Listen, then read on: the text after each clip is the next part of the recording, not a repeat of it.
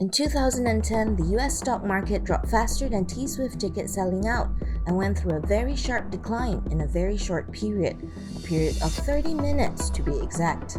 The Dow Jones Industrial Average fell nearly 1,000 points, or about 9% in just a matter of minutes. By the end of the trading day, the market regained more than half of the lost values, but the damage was done. That sudden crash took away around 1 trillion USD in the market's value. Welcome to Do Academy. Today we'll be diving into the world of high-frequency trading and explore how it contributed to the flash crash of 2010. HFT, or high-frequency trading, is an automatic trading approach used by the big boys in finance, namely hedge funds, large investment banks, and institutional investors. It relies on powerful computers to execute a multitude of transactions at extremely high speeds, or specifically, microseconds. This level of speed will even put the fastest man alive to shame. The main idea is making small profits in each transaction by simultaneously buying and selling. These quick, frequent transactions result in substantial gains over time due to the high frequency of trades. In fact, about 50% of total equity trading in the US is currently attributed to HFT. On one hand, HFT adds liquidity in financial markets. Research by SEC further highlights this positive impact as it appears to increase the accuracy of prices and lower transaction costs. On the other hand, HFT has had its fair share of blame for causing abrupt and often extreme market fluctuations. And this brings us back to the flash crash of 2010 we talked about earlier. On that fateful day in May 2010, the Dow Jones Industrial Average plummeted nearly 1,000 points in mere minutes, only to miraculously recover most of its losses shortly afterwards. Procter & Gamble's blue-chip stock, that's typically seen as a safe choice, suddenly dropped by more than one-third and recovered just as quickly without any clear reason. There were similar movements in other large US companies like Accenture, where the stocks were briefly trading as low as 1 penny per share. After much head-scratching and investigating, it turned out that someone made a really big trade on the electronic exchange called Globex. This in turn caused the HFT algorithms to behave unpredictably. When the HFT traders saw the abnormality, they decided to pull the plug on their individual algorithms, which only made the situation worse. There was no liquidity in the market, and that made it hard for anyone to buy or sell stocks. The crash only stopped when the Globex system itself shut down for a few seconds. During that brief pause, traders realized that nothing serious had happened, so they resumed buying and selling again. By the time the shock subsided, a whopping 19.3 billion shares were traded. This was more than twice the usual daily volume, making it the second busiest trading day ever. The downside was that it wiped almost 1 trillion USD in market value in mere minutes. Later in 2015, London-based trader Navinder Singh Sarao was arrested for allegations of market manipulation, which resulted in the flash crash.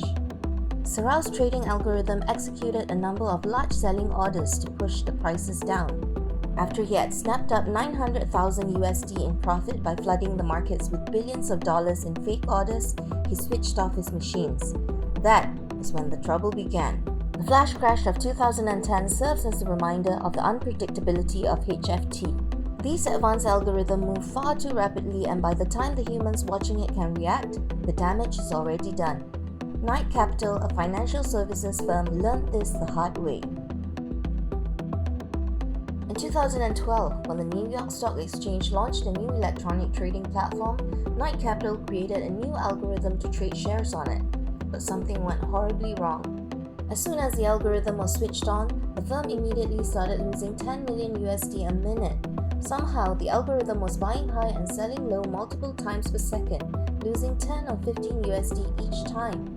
This went on for 45 minutes, and at the end of it, the securities broker-dealer lost more than 460 million USD. To add salt to the wound, Knight Capital was fined 12 million USD by the SEC. With great power comes great responsibility.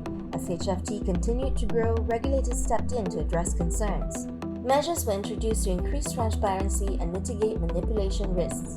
Some of these regulations include making spoofing illegal under the Dodd-Frank Act.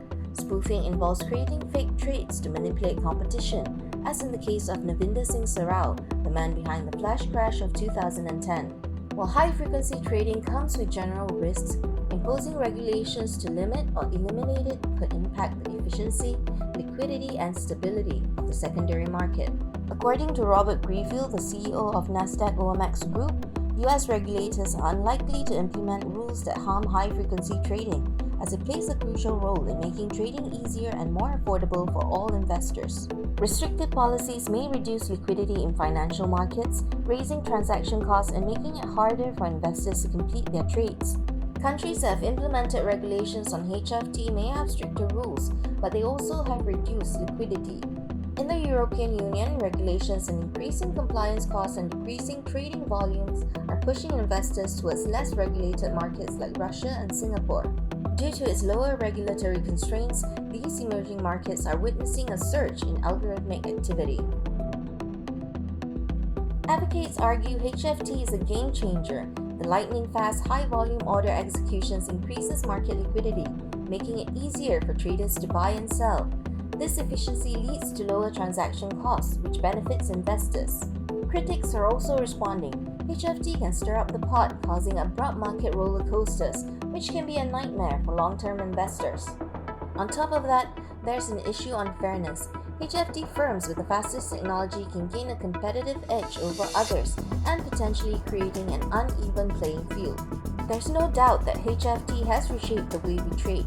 Rapid algorithms, data analysis, and regulatory responses have all shaped its narrative. But the debate continues. HFT's impact on market liquidity and efficiency is undeniable. Nevertheless, questions about fairness and volatility persist, making HFT a high-speed thrill ride with no finish line in sight. Now it's your turn. Do you think HFT gives an unfair advantage to the big players, or should only the smartest and fastest survive? And does its contribution to the market outweighs the chaos it occasionally brings? Share your thoughts in the comment section below. Be sure to like, share, and follow Deal Academy for more actionable investment insights.